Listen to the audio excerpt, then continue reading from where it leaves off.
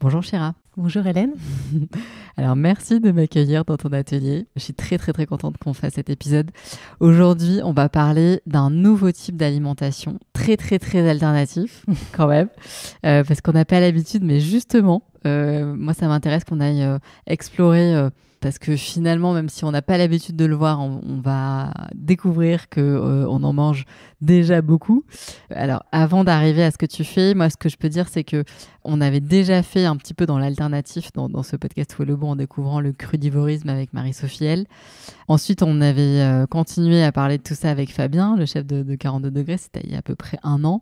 Mais on s'était pas trop attardé sur la fermentation, qui va être notre sujet aujourd'hui. Et d'ailleurs, ce mot fermentation, c'est un petit peu un mot qui fait peur aujourd'hui parce que, en tout cas, dans les imaginaires, on a l'impression on caricature tout de suite, si on fait des raccourcis, on a l'impression que c'est un truc qui est daté, qui est pourri et qu'on va s'intoxiquer. Alors qu'on en parlera peut-être, mais en fait, c'est un petit peu la base de notre alimentation, hein, qui est basée sur la fermentation, le fromage, le vin, tout ça. Bon, on va y revenir. Donc, pour avoir les idées un peu plus claires et puis se faire aussi notre propre avis, je me suis dit que c'était super de pouvoir te rencontrer. Donc, je t'ai contacté sur Instagram et alors moi, je t'ai découvert grâce à la complicité de Claire Vallée, qui est également venue dans ce podcast, avec laquelle tu as collaboré il y a quelques mois, je crois, à l'occasion de dîner. Peut-être que tu nous diras ce que vous avez fait ensemble. En tout cas, vous êtes allés loin encore dans l'expérimentation de la cuisine végétale. Et moi, quand je tombe sur ton univers, en fait, je suis très surprise. Je découvre des pains mycéliens, des yaourts d'amandes, poire pollen, des yaourts d'amandes noisettes Yano, enfin en fait plein de mots que je connais pas et je me dis mais oula qu'est-ce que c'est, des brownies lacto-fermentés. Donc pour être tout à fait honnête, je comprends pas grand chose, mais ça a l'air absolument délicieux. Alors en plus, pour celles et ceux qui ne te suivent pas encore sur Instagram, je vous conseille de filer, retrouver le compte, c'est Chira Bio, ton compte, voilà. Et vous allez voir ton univers absolument sublime.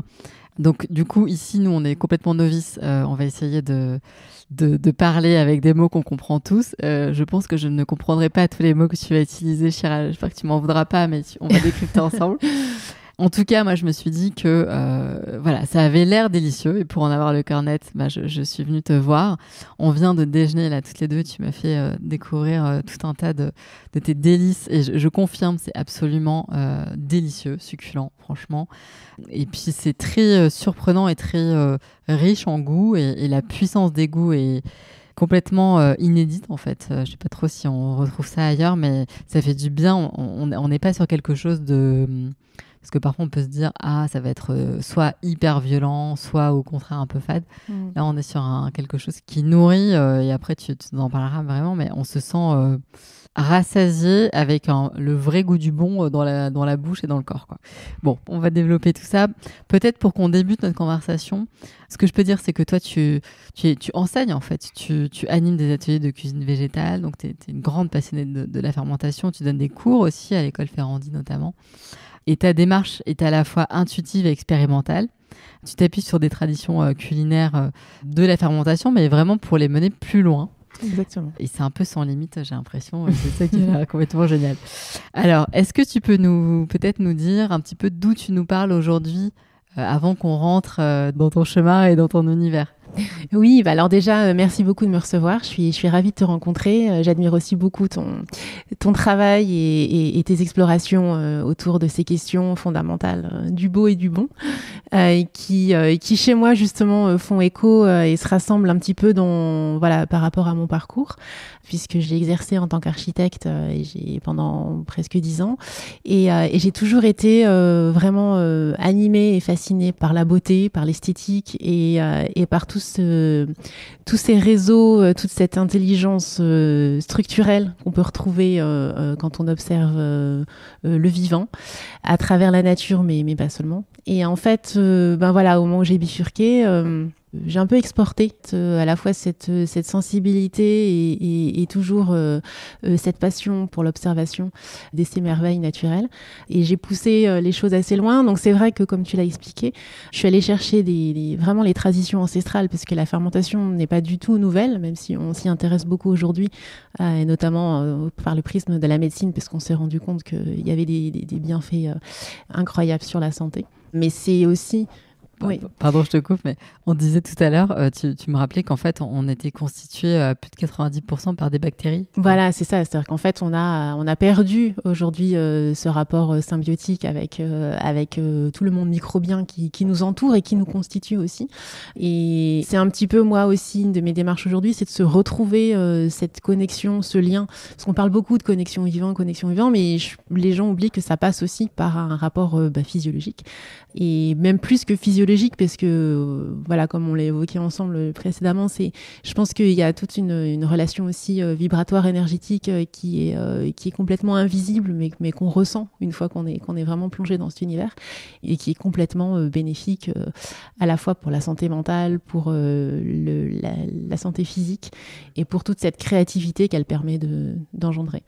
Donc voilà, aujourd'hui, moi j'ai toujours beaucoup de mal à me situer parce que je rentre un peu dans aucune case, mais on peut dire que voilà, moi ce qui me passionne, c'est l'exploration, ces expérimentations autour des fermentations, parce que on en parlera, voilà, il n'y en a pas qu'une seule, et que c'est un monde tellement riche et tellement vaste qu'en fait, plus on avance et plus on se rend compte qu'on ne sait rien, qu'on ne sait pas grand-chose. Mais par contre, ce que j'ai découvert, c'est, oui, bon, bien sûr, c'est bien fait sur la santé, mais surtout, cet incroyable pouvoir de développement de texture, de matière et de goût complètement incroyable, qu'on peut conserver, qu'on peut manipuler, qu'on peut réensemencer, retransformer. C'est vraiment un système sans fin et c'est complètement passionnant et en tout cas, moi, ça suscite énormément ma créativité. Et je crois que je peux dire aujourd'hui, même si j'ai mis du temps avant de l'assumer, que je pense que je suis beaucoup plus épanouie aujourd'hui dans ce travail d'exploration autour de matières comestibles. Là, je suis vraiment les mains un peu dans la matière. J'aime bien dire aussi que même si j'habite en plein Paris, j'ai un peu mon petit potager, mais du coup, voilà, il n'est pas dans la terre, il est dans les bocaux.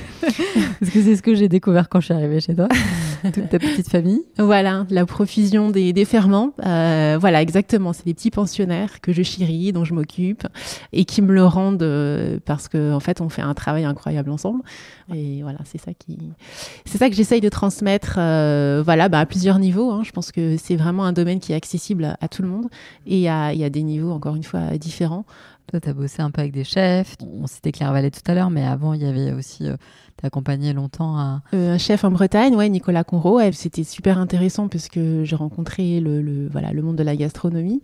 Et puis, dans son établissement, il y avait un travail donc il y a la table étoilée. Donc, on travaille vraiment sur un menu 100% végétal et vivant. Donc on est allé assez loin, à la fois travailler beaucoup de ferments différents qui sont venus enrichir vraiment la cuisine traditionnelle et surtout travailler avec un terroir. Donc c'est ça qui est hyper intéressant dans les collaborations, dans les rencontres. On rencontre une sensibilité, il y a forcément des échanges qui sont toujours porteurs dans ces collaborations, mais on rencontre aussi un terroir et un domaine d'expérimentation. Et ça, c'était super motivant. Et donc du coup, on est allé assez loin, à la fois en travaillant... Tu peux me donner des petits exemples? Ouais, bien sûr. Sur une carte végétale assez poussée sur le menu, voilà, la carte du restaurant étoilé. Également sur la proposition d'un petit déjeuner voilà, qui revisite un petit peu tous les classiques, avec des propositions fermentées autour de porridge, autour de plusieurs variétés de yaourts, dont un yaourt de sarrasin, sur des misos. Voilà, exactement. Donc, c'est des pâtes de miso. Alors, pas le miso traditionnel japonais, mais des misos qui travaillent aussi des graines, des légumes, pour mettre en valeur tous ces produits environnants. Et puis, également des revisites un peu plus classiques autour des granolas, autour de jus fermentés, autour de pain également, à partir de graines de sarrasin. Donc, tout ça avec des fermentations naturelles.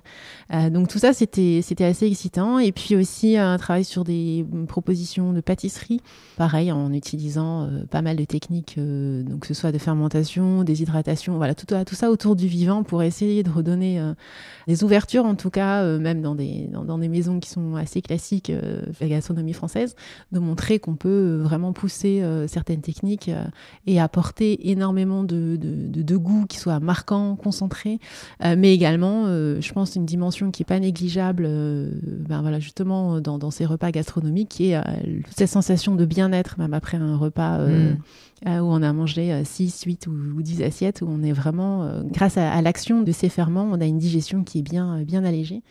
Et d'ailleurs, est-ce que ça a été Parce que j'imagine, il avait déjà une sensibilité, mais quand tu arrives avec tout ça dans son équipe et tout, ils doivent te regarder avec des yeux comme ça. Oui, en fait, justement, ça n'a pas été facile. Il a fallu convaincre, mais il a fallu aussi reconstruire en fait toute une méthodologie qui va parfois même un peu à l'encontre de ce qui s'enseigne dans les écoles de cuisine.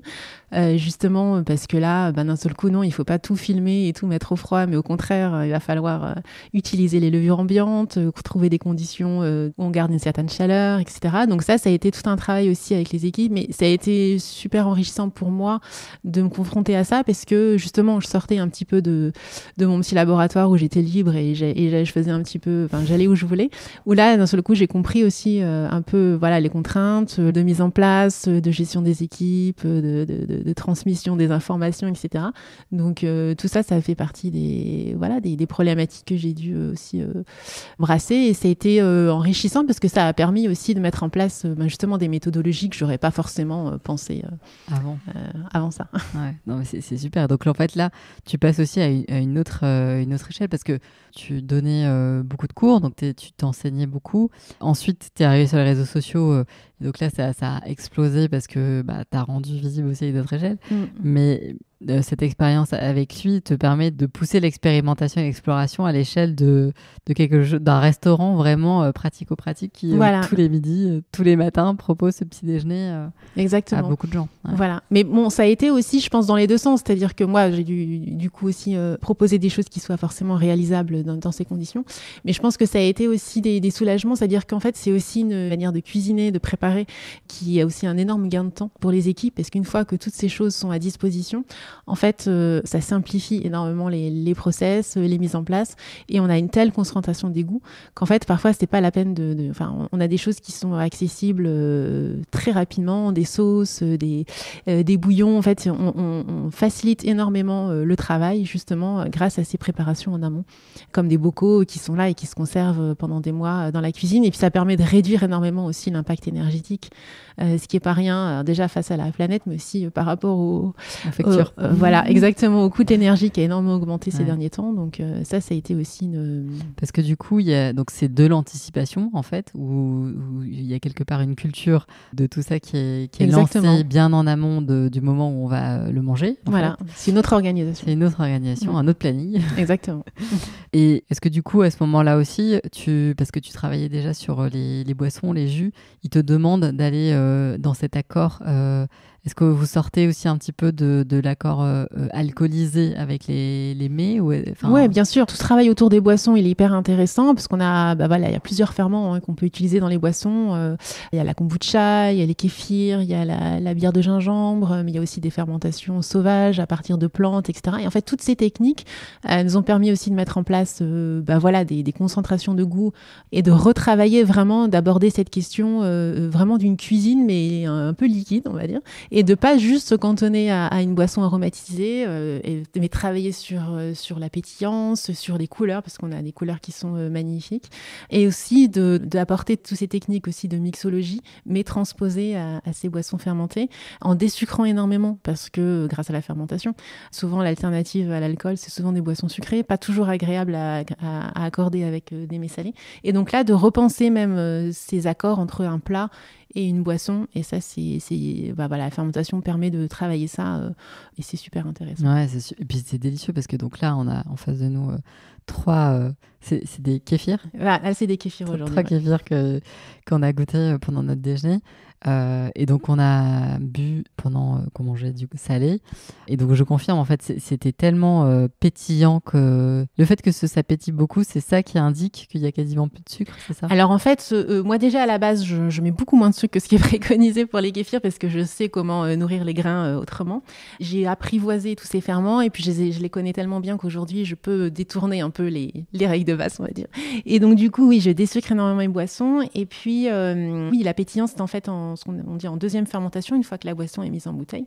Les ferments, même si on n'a plus les cultures de base, les ferments sont présents, continuent à consommer le sucre. Donc du coup, plus on attend, plus le gaz se développe, et du coup, plus les sucres sont consommés. Donc à la fin, quand on travaille comme ici avec des aromatisations, comme là on avait un jus de betterave gingembre, des gousses de vanille en fait que je récupère quand je fais une préparation à la vanille. Quand tu as goûté un yaourt à la vanille juste avant, Voilà, je récupère les gousses et je les utilise pour aromatiser les boissons ou avec des feuilles de verveine. En fait, tout ça, ce sont comme des macérations et les ferments vont venir accentuer ces saveurs. C'est vraiment délicieux parce que c'est pas, il n'y a pas le shot un peu de sucre qu'on a et du coup qui vient un peu flinguer le repas ou en tout cas nous mettre un peu dans l'inconfort parfois. Alors on va rentrer dans le dur. Ouais. Qu'est-ce que c'est que la fermentation ? Quelle est la différence entre fermentation, lactofermentation ? Enfin voilà, pour des gens qui n'y connaissent rien. Alors, pour rendre très accessible le concept, on pourrait résumer la fermentation à toute transformation de la matière organique, quelle qu'elle soit, parce qu'on a aussi des fermentations dans le sol, grâce à l'action du vivant. Donc voilà, donc c'est-à-dire que c'est vraiment 100% naturel, sans dépenser aucune énergie. Donc pour faire très simple, les fermentations les plus connues, on a la fermentation alcoolique. Donc ça, je pense que tout le monde y visualise très bien, qui va du vin aux alcools, à la bière, le cidre, tout ça. Donc c'est la fermentation alcoolique. Ensuite, on a la deuxième grande famille, c'est la lactofermentation. Alors attention, lacto n'a rien à voir avec le lactose, bien que les fermentations de yaourt consomment le sucre du lait qui s'appelle le lactose, mais en fait, la lactofermentation vient des bactéries lactiques. D'accord. Et ce sont ces bactéries qui sont naturellement présentes à la surface des végétaux. Et donc, c'est celles qu'on utilise, par exemple, quand on fait des bocaux de légumes lactofermentés. Donc, uniquement sans air, c'est-à-dire on utilise du sel ou de la saumure pour enfermer le légume dans un jus salé. Et c'est ce qui va permettre le développement de bactéries lactiques. Donc, grossièrement, les bactéries lactiques vont consommer tous les sucres qui sont présents, vont faire baisser le pH, puisque vont produire de l'acide lactique. Et une fois le pH à peu près à 4, la conserve va être stable et va pouvoir se conserver pendant des mois et même voire des années. Donc, en fait, c'est un processus de conservation qui est extrêmement efficace et qui existe depuis très longtemps, qui permet d'inhiber toutes les mauvaises bactéries. Donc, en fait, il n'y a vraiment absolument aucun risque de s'intoxiquer puisque à un pH à peu près autour de 4, aucune bactérie pathogène ne peut se développer. Donc, c'est vraiment extrêmement sûr et c'est bien plus sûr que les conserves classiques aseptisées puisque là, on a vraiment... le vivant est assez bien fait, c'est-à-dire que grâce à nos sens et notamment aux odeurs, on peut juger d'une fermentation qui a réussi ou non et lorsqu'elle est réussie, il n'y a absolument aucun risque que des bactéries pathogènes se soient développées. Ok. Donc en fait, on peut faire confiance à notre nez. Exactement. Quand on ouvre, si ça sent pas bon, on mange pas. Voilà. En revanche, c'est très rare ce que tu nous expliques. Ça me fait penser à, je sais plus quand est-ce que c'était, mais des amis qui avaient fait des carottes lactofermentées, puis du coup, elles étaient dans leur cave et puis ils la remontent un soir. Et donc, ils ouvrent comme ça ce bocal et ça faisait peut-être 1 an et demi, tu vois. Et donc, il était bon, je sais pas. Et on l'a goûté et en fait, c'était délicieux. Mais c'est vrai que c'est... Complètement. Moi, ça m'avait fait rire parce que c'était un peu comme si on allait chercher une bonne bouteille de vin, tu sais, dans notre cave. Et en fait, non, c'est des légumes. Du coup, c'est aussi une autre poésie qui va rentrer peut-être dans d'autres habitudes. En fait. Qui va revenir parce qu'en fait, c'est des procédés qui sont très, très anciens. Les hommes, depuis très, très longtemps, ont appris à apprivoiser tout ce monde microbien pour transformer leur nourriture, pour la conserver et aussi pour la sublimer ou pour même parfois rendre des mets comestibles qui ne l'étaient pas à l'état cru ou que la cuisson ne pouvait pas rendre comestibles. Comme par exemple quoi ? Typiquement le café, le chocolat, la vanille, tout ça, il y a toujours une phase de fermentation dans le procédé qui est indispensable pour justement transformer ces bactéries et pour apporter cette profondeur de goût. Essayez de faire du vin sans l'action des micro-organismes, vous n'y arriverez pas. De la même manière, le yaourt, les fromages, tout ça, c'est l'action de bactéries qui apportent un goût absolument incroyable, qui sont des piliers de la gastronomie. Et ça, c'est vrai dans beaucoup de pays. Il y a des pays d'Afrique où, par exemple, la fermentation leur permet de transformer certaines tubercules qui ne sont absolument pas comestibles sans cette action-là. Donc, c'est à la fois une question de survie, une question de conservation, parce qu'avant l'invention des frigos, les hommes aussi ont appris à conserver leur nourriture. Et bien plus tard, voilà, tout cet développement de saveurs que la cuisine traditionnelle n'est pas capable d'imiter. Il faut savoir que c'est une culture et c'est d'une puissance assez extraordinaire qu'on a oublié aujourd'hui. Quand j'en vois les gens, c'est vrai, dire que la fermentation, c'est pas forcément très bon. Je pense qu'ils ont oublié ce que c'était. Ouais, c'est ça, on a tout à fait oublié. Et puis tu me rappelais tout à l'heure aussi que les olives, c'est pareil. Exactement. Essayez de manger une olive cueillie sur l'arbre, vous allez voir, c'est pas terrible. Ouais, non, mais voilà, c'est des choses. En fait, on s'est un peu éloigné de cette culture-là du faire, de la transformation, et du coup, on se remet face à des. Ah bah oui. Et le process et de la fermentation. Mais en fait, c'est aussi par ignorance, je pense. Oui, et puis je pense que la lactofermentation, on en connaît aujourd'hui une petite partie, mais on n'a pas idée de tout ce qui est possible de faire, hein, parce que tout ça, voilà, c'est la petite partie immergée de l'iceberg, mais en fait, c'est tout un monde il y a encore beaucoup de choses à explorer. Et j'espère que les années à venir vont ouvrir de plus en plus cette voie, parce que même en gastronomie, aller chercher même des traditions qui sont un peu moins connues chez nous, autour, par exemple, des mycéliums, des koji, des miso. Alors c'est vrai que c'est des mots qui ont une consonance un peu lointaine, asiatique, mais en fait, c'est tout simplement des principes fermentaires qui sont assez simples.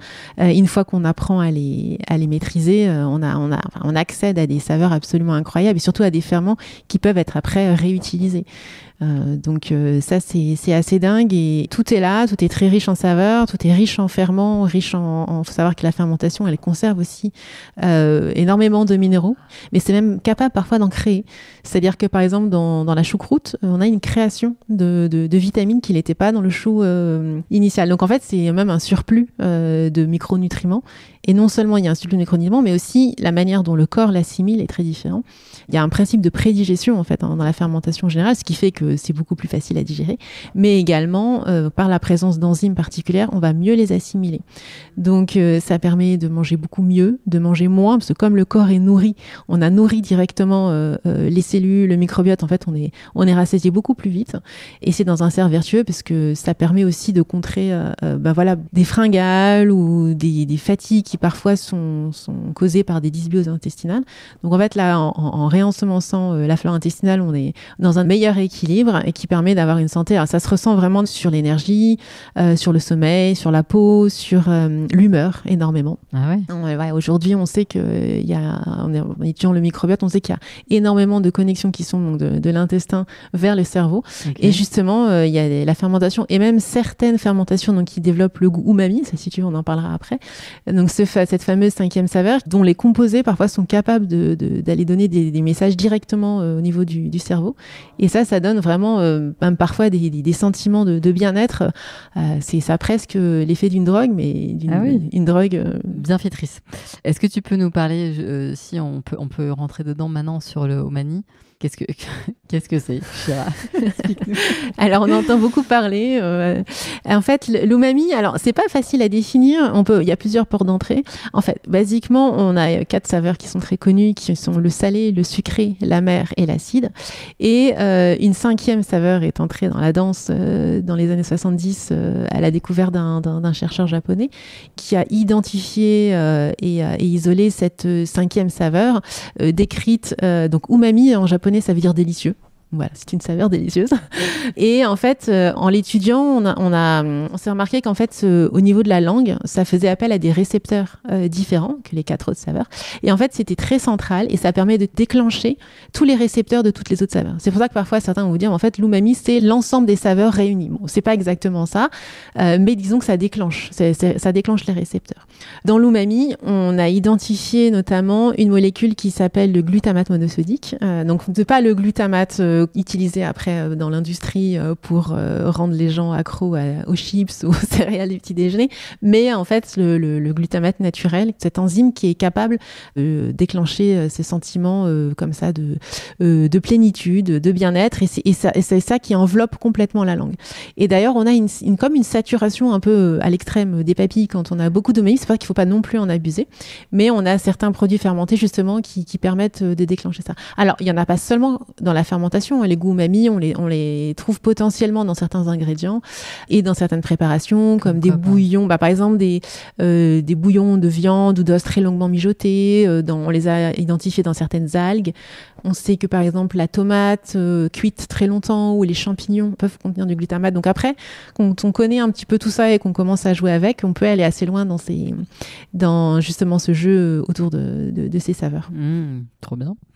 Alors, donc là, est-ce que tu peux peut-être nous donner des exemples de recettes que tu aimes bien en fermentation, lactofermentation, avant qu'après on passe un peu à tout ce qui est autour des tempés, du mycélium. Ouais, bien sûr. Bah écoute, si tu veux comme exemple, on peut repartir de ce que tu as goûté là aujourd'hui, ce que j'avais dans mes placards.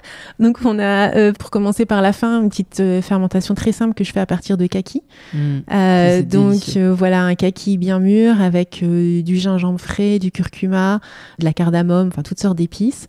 Je mets un petit peu de miso blanc. Donc c'est un miso que je fais moi, non pas à partir de soja, mais je fais des misos à partir d'amandes ou à partir de lingots blancs ou à partir de lupin. Donc c'est des misos qui me permettent comme ça d'ensemencer les fruits. Alors comment tu fais un miso ? Alors, le miso, enfin rapidement, tu vois, mais... se fait à partir de koji. Donc le koji, c'est un mycélium qui se développe traditionnellement sur du riz cuit vapeur. Donc ça peut se faire sur du riz ou sur d'autres céréales. Donc là, en l'occurrence, un koji de riz. Et ensuite, donc c'est un ferment qui se développe à peu près en 48 heures. Ensuite, à partir de ce koji, on va préparer une pâte de miso, donc qui se fait à partir traditionnellement de légumineuses et de sel, et qui va fermenter pendant plusieurs mois. Donc voilà, miso blanc, on estime que c'est à partir de entre 1 et 3 mois. Et ensuite, donc c'est pas exactement la même recette, on a un taux de sel plus important pour des misos bruns, misos rouges, donc des misos beaucoup plus longs qui peuvent aller de 6 mois, 1 an, plusieurs années, et qui vont vraiment développer des saveurs très concentrées au fil du temps. Et donc là, dans la recette du kaki, t'en as pris quoi, un tout petit peu Alors ça dépend du taux de sel du miso, tout ça se fait. Alors moi, je le fais de manière très intuitive, mais oui, on a des recettes bien grammées pour ça. Mais en fait, ici, le miso est important parce qu'en fait, c'est un ferment qui va apporter des enzymes. Alors bien que la lactofermentation puisse se dérouler uniquement grâce aux bactéries lactiques qui sont présentes sur les végétaux, ici, comme on est en présence de sucre avec les fruits, savoir que les fruits ont des levures et des sucres qui sont pas les mêmes que les légumes. Du coup, c'est important d'utiliser un ferment pour ne pas développer de fermentation alcoolique, qui est la tendance naturelle du fruit. Donc pour ça, et pour ne pas utiliser trop de sel, qui inhiberait les bactéries alcooliques, à ce moment-là, on va plutôt partir sur un ferment vivant, et c'est pour ça que j'utilise du miso. Donc en plus d'apporter une très bonne saveur, ça va aussi permettre d'apporter des bactéries lactiques qui vont donc du coup ensemencer la préparation. Les lactofermentations de fruits, c'est très rapide, on peut les préparer et les déguster au bout de 3-4 jours, mais ça permet de se conserver aussi. Là, par exemple, celle que j'ai utilisée avait déjà 3 semaines. Donc en fait, après, il faut savoir que plus on attend, plus les sucres vont être consommés, donc on aura plus d'acidité. Mais tout ça, ça se gère. Et puis, moi, j'ai aussi un principe avec les lactofermentations de fruits, c'est que quand je veux les arrêter au bon moment, parce que savoir que la fermentation, même quand on la met au frais, elle continue d'acidifier, je vais utiliser des principes de déshydratation qui vont me permettre justement de stopper et d'avoir les goûts exactement au moment où je vais les avoir, tout en conservant tous les bienfaits, puisque contrairement à la cuisson, la déshydratation se passe à basse température, donc on conserve énormément de nutriments, de vitamines, mais non, pas seulement nutriments et vitamines, mais surtout les goûts, parce qu'il faut savoir que la cuisson, elle transforme aussi les goûts. Donc du coup, voilà, j'adore faire ces feuilles déshydratées. Alors, attends, on va juste finir, parce que donc tu as fait lactofermenter les kakis et tu l'as mélangé en fait avec des kakis frais. Voilà, alors ça c'est ce que je fais en général quand je veux équilibrer. Voilà, en fait quand je veux équilibrer, souvent les lactofermentations parfois elles peuvent être trop acides, et ça c'est important de comprendre qu'un bocal il n'est pas là uniquement à être consommé comme ça, même si c'est très bon, ça peut aussi voilà, exactement, on peut l'intégrer dans des préparations. Et par exemple avec les fruits, ben oui, là tout simplement, si je trouve que la fermentation est un petit peu acide, ou si je sais pas moi exactement où toi tu en es par rapport à ça, ben voilà, pour le rendre la chose plus agréable et plus douce, je vais par exemple la mélanger avec un kaki frais, et du coup on aura un bon équilibre entre acidité et sucre. Ouais, c'est vraiment délicieux. Et alors oui, donc il faut, parce que donc là on est assis à table, et en face de nous avons, c'est ça, non? Alors ça, ce sont les cuirs que tu as devant toi, exactement. Et donc c'est absolument, en fait c'est comme des petits tableaux, parce qu'en fait c'est ça qui est génial, c'est que ça fait notre déco aussi quand on commence à exactement te fermenter. Parce que t'as moi je suis fascinée par les couleurs, par les textures. Voilà, c'est ça. Donc là je me suis amusée à les mettre dans des petites fioles des petites fioles, on dirait un peu des petites fioles de laborantin. Je sais pas comment on peut appeler ça, mais en tout cas, donc c'est des feuilles. Donc ça se mange, c'est délicieux. Ça ne ressemble à rien de ce que vous avez déjà vu, parce que je pense que c'est toi du coup qui a inventé. Alors inventé, je sais pas, mais je me suis inspirée de ce qui s'appelle des cuirs de fruits. pour les transposer avec des légumes, parce que moi je trouve que c'est super bon avec des légumes. Et puis après, je m'amuse à les transformer, à en faire comme tu vois, des tableaux avec, j'utilise des épices, des mélanges, des herbes. J'utilise beaucoup la fermentation pour, là du coup, c'est un mélange entre cuisson, fermentation, assaisonnement. Enfin, c'est tout un travail justement autour de ces matières pour essayer vraiment de concentrer les goûts et de les conserver comme ça très longtemps. Tu peux nous parler là de ce qu'on a goûté tout à l'heure Alors tout à l'heure, je t'ai fait goûter un cuir de céleri. Oui. Céleri, amande, et qui a fait un petit peu penser. Donc en fait, c'est un cuir que je fais un peu plus épais que les autres et qui craquelle, volontairement. Et en fait, ça s'apparente à un parmesan de céleri, on pourrait dire. Ça c'est une recette que j'aime beaucoup. J'utilise par exemple ici également un miso d'amande. J'utilise du yaourt d'amande. J'utilise toute une palette d'ingrédients pour arriver à ce résultat. Il y en a un deuxième que j'aime beaucoup aussi, que je prépare l'été, à la fin de l'été, avec des belles tomates bien mûres. C'est un cuir marbré, parce que j'utilise 2 couleurs, donc tomate ananas et tomate rouge, c'est une cœur de bœuf. Et donc, je les ai travaillés avec du piment lacto-fermenté, que je conserve aussi d'une année sur l'autre. Et donc, du coup, c'est un cuir tomate rôtie et piment lacto-fermenté que j'aime beaucoup. Donc, dans les saveurs un peu au rouge et orange. Et puis ensuite, un cuir tout noir, donc une feuille de champignons. Et en fait, je fais un shoyu de sarrasin. Donc, en fait, comme une sauce soja, à partir de koji de sarrasin. Et un peu de cacao cru pour l'assaisonnement. Voilà. Et là, devant toi, tu n'as que des légumes, mais j'ai aussi des fruits. Je fais aussi des cuirs de plein de fruits, de kaki, de framboises, de pêche. Les cuirs de fruits, c'est très facile et c'est absolument délicieux. On peut aussi s'amuser tout autant. Mais c'est vrai que j'explore beaucoup les légumes parce que justement, c'est pas du tout connu. Mais c'est pas du tout connu. Et puis en plus, on sait pas trop à quel moment le manger dans un repas. Enfin, en fait, on se dit c'est presque un apéritif. Moi j'aime beaucoup les consommer tout seul parce que je trouve que ça a une concentration qui est hyper intéressante et de l'avoir comme ça, le sentir fondre dans la bouche, ça a aussi une longueur en bouche qui est intéressante de garder. Mais bien sûr qu'on peut après l'intégrer dans des plats, et ça on l'a beaucoup fait justement avec le chef en Bretagne parce que c'est assez novateur et c'est super intéressant de pouvoir concentrer des goûts avec des matières différentes. Donc après, oui, ça peut aussi se travailler dans l'assiette. Donc là, tu rejoins vraiment ton métier d'architecte. Enfin, en tout cas, là, tu construis des matières, en fait. Voilà, en fait, c'est ça je me suis rendu compte au fil du temps que c'est ça qui me passionne le plus, ce soit à travers les bocaux, à travers tous les pains de mycélium dont on parlera après, ou à travers ces nouvelles matières. C'est ce travail sur l'esthétique, mais aussi un travail de matière, de texture. Comme j'ai pu construire des maquettes pendant très longtemps, parce que moi, quand j'ai commencé mes études, il y avait pas encore, l'informatique n'était pas encore, en tout cas les premières années, mise en place. Et aujourd'hui, je pense que je construis un peu mes assiettes comme des maquettes, c'est-à-dire que j'ai tous ces matériaux qui sont aussi avec des textures très différentes, que ce soit déshydratés, des misos qui sont très secs, d'autres qui me permettent de faire des sauces, des mousses ou des textures quand je travaille avec les yaourts, ou les mycéliums qui me fascinent parce qu'ils permettent de construire en fait des réseaux entre les grains, entre les céréales, entre les légumineuses, pour construire des véritables matériaux, et à chaque fois avec des saveurs différentes. Donc c'est ça qui est assez magique. Et puis voilà, cette co-création avec les bactéries vivantes, pas seulement des bactéries, aussi des levures, des mycéliums, tout ça c'est hyper excitant parce qu'on a toujours des intentions de départ, mais un peu comme on construit, moi c'était ma manière de penser le projet, on a toujours une visée, et puis en fait au fur et à mesure de l'expérimentation, au fur et à mesure du projet, des nouvelles choses apparaissent, se dessinent, et c'est un peu comme ça que je travaille aussi justement avec mes nourritures. Exactement. Et en fait, c'est toujours là où c'est le plus intéressant, c'est quand j'arrive à un résultat que j'avais pas forcément imaginé au départ, et c'est vraiment ça, moi, qui m'intéresse. En fait, d'aboutir quelque chose, c'est pas... Alors oui, il y a beaucoup de satisfaction quand on arrive à un résultat, mais en fait, c'est vraiment plus le chemin et l'ouverture à chaque fois qui m'intéresse que d'aboutir des produits finis. Et est-ce que le goût en fait change là par exemple pour tes cuirs entre le moment où tu finis, ils sortent du déshydrateur, et puis je sais pas, quelques temps après? Alors non, justement, à partir du moment, en tout cas en termes de fermentation, à partir du moment où on a retiré l'eau, on a stoppé la fermentation, parce qu'en fermentation l'eau est extrêmement importante, c'est elle qui évolue, qui fait qui engendre beaucoup de transformations. À partir du moment où on a retiré l'eau, on a stabilisé la préparation. Après, oui, ça dépend. Alors, sur la plupart de mes recettes, elles se conservent très longtemps, plusieurs mois, sans déperdition. Après, forcément, on peut avoir une petite perte de goût, comme tout. Rien n'est.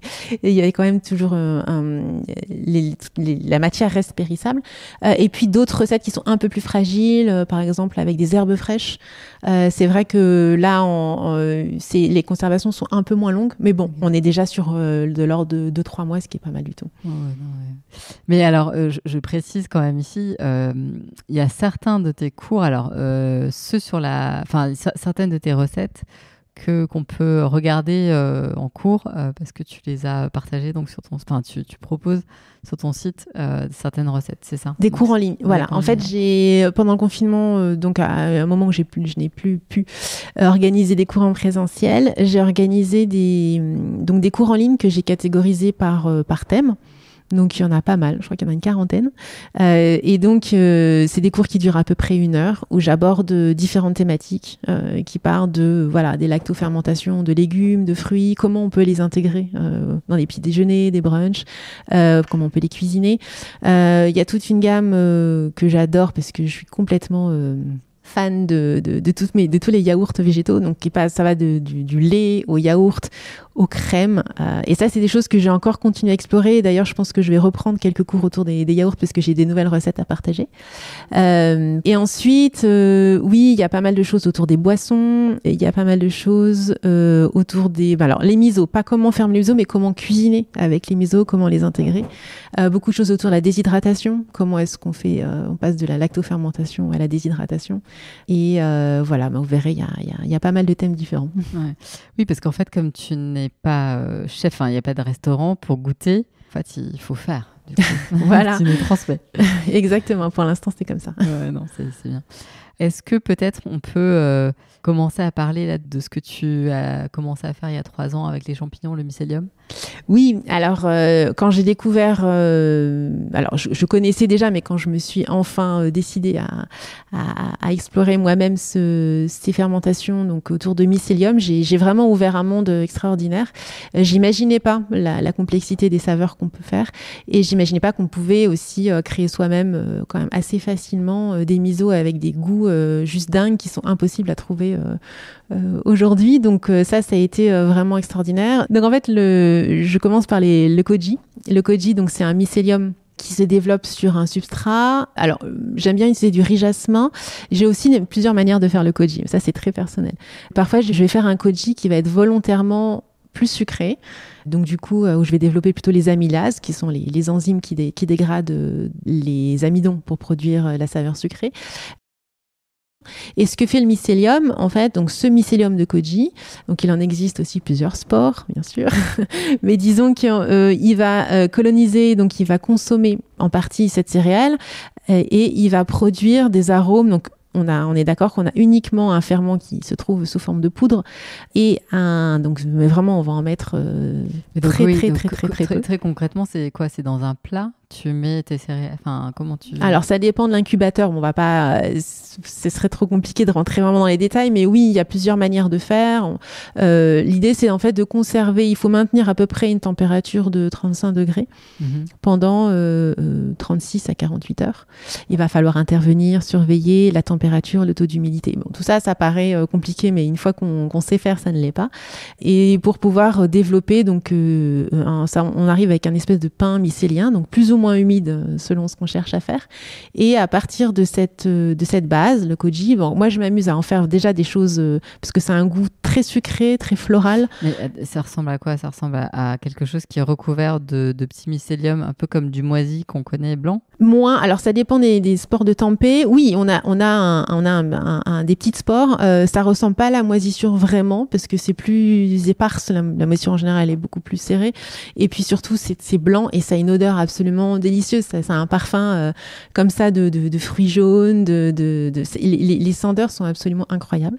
Et en fait on a un goût naturellement sucré alors qu'on n'a absolument rien ajouté. C'est que du riz.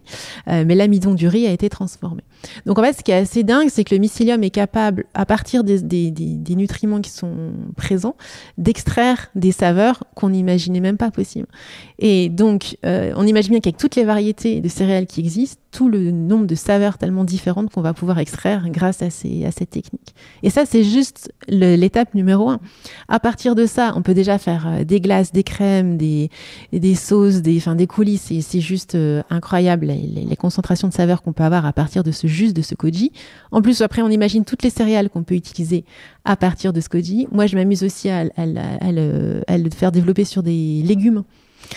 Pour faire des sortes de charcuterie de légumes. Mais encore oui, une fois, j'ai vu sur Instagram, on voit ça. Alors c'est comme donc là tu montrais avec des carottes. Ouais, notamment. la carotte, elle est excellente, mais on peut le faire aussi sur d'autres légumes, sur du céleri, sur des champignons. Je trouve ça juste dingue. Déjà, je vous ai fait tourner la tête, mais c'est déjà un exemple de ce qu'on peut faire juste avec un mycélium de koji. Ouais. Ce qu'on a mangé tout à l'heure, ce que tu m'as fait goûter. Alors tout à l'heure, c'était un autre type de mycélium qui a rien à voir, même s'il ressemble un petit peu dans la forme. C'est un mycélium de tempeh. Donc c'est une spécialité indonésienne. Là-bas, ils le font fermenter dans des feuilles de bananier et en fait avec des fèves de soja. Donc moi, je me suis amusée là par exemple avec du sarrasin parce que c'est une céréale que j'adore et des champignons. Donc un tempeh de sarrasin aux champignons. On peut le faire avec plein d'autres choses. Je m'amuse encore à le développer pareil autour de légumes, des mélanges. Et en fait, ça développe vraiment des saveurs de champignons frais, de sous-bois. Et c'est ça qui est intéressant, c'est des saveurs dont on n'a pas l'habitude. Et ça permet aussi de travailler autour des protéines végétales, de sortir des simples légumineuses ou du tofu et de pouvoir explorer un domaine, je trouve, qui est encore pas assez développé justement en gastronomie, tout ce monde végétal. Ça, c'est vraiment une super manière d'aller travailler la protéine végétale d'une manière différente et de manière gustativement assez riche. Et puis quand même, donc moi du coup j'ai goûté, mais c'est vrai que ça fait un drôle d'effet. Oui, quand on n'a pas l'habitude, parce que c'est des saveurs qu'on connaît pas. Ouais, et puis c'est surtout en fait visuellement aussi, on voit les fils de mycélium. Oui, c'est ça. Et même au niveau de la texture, bon là encore on l'a peut-être moins senti, mais par exemple sur certaines légumineuses, on a vraiment l'effet un peu nougat. Et du coup, même au niveau de la texture, c'est une texture comme ça un petit peu. Mais même c'est ça parfois je me dis, ça peut aussi redonner cette texture de mâche qu'on n'a pas forcément avec le végétal qui peut manquer avec des gens qui ont l'habitude de mâcher de la viande. Mais là, justement, ça permet de redonner une texture aussi plus structurée. Et vu qu'on est là sur le mycélium, pour les pains mycéliens, c'est pareil, c'est des pains qui sont agglomérés par ce mycélium ou Exactement. On le voit, le mycélium, du coup? Oui, complètement. Alors là, sur le sarrasin, on l'a un petit peu moins vu parce que la graine est plus petite, mais quand on a des graines qui sont plus grosses, comme les légumineuses, un pois chiche par exemple, on va vraiment voir le mycélium blanc qui va se développer autour et donner un petit peu, comme un matériau, comme un mur de moellon où on verrait justement les pierres avec le ciment autour. Donc c'est vraiment, et ça, d'ailleurs, c'est très joli esthétiquement. Après, on a des tranches qui sont très jolies parce qu'elles montrent ce réseau structurel en fait. Ouais. Oui, parfois on le voit sur Instagram, tu coupes comme ça. Voilà, c'est ça. C'est très joli. Alors tu sais, Chira, ce podcast s'appelle Où est le bon? Et donc j'ai une petite tradition, c'est que je demande un peu à tous mes invités de me partager ce qui évoque ce mot bon pour eux. Alors, écoute, ma réponse va être assez spontanée parce qu'à chaque fois que je me pose la question, j'ai une réponse différente qui me vient.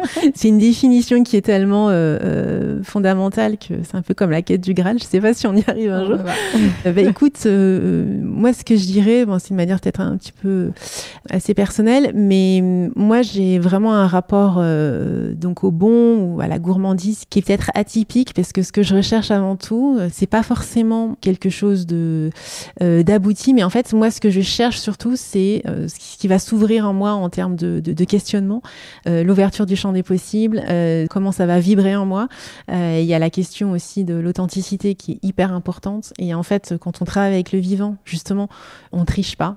On a vraiment une espèce de vérité qui nous arrive. Et vraiment, moi, les plus grandes satisfactions, ça a été de découvrir vraiment des choses incroyables auxquelles je m'attendais pas forcément. Alors parfois, on a des intuitions, on y va, et puis à la fin, on découvre des choses incroyables. Et c'est vraiment, à ce moment-là, c'est une jouissance. Et là, je peux parler de bon, parce que là, je suis vraiment dans le vrai. J'ai vraiment découvert des choses, et c'est ça que je recherche en fait continuellement. C'est pour ça que parfois, on peut penser que je pars un peu dans tous les sens, mais non, parce que je je sais que je suis ma quête, c'est vraiment d'aller ouvrir en fait à chaque fois plus loin des saveurs inattendues.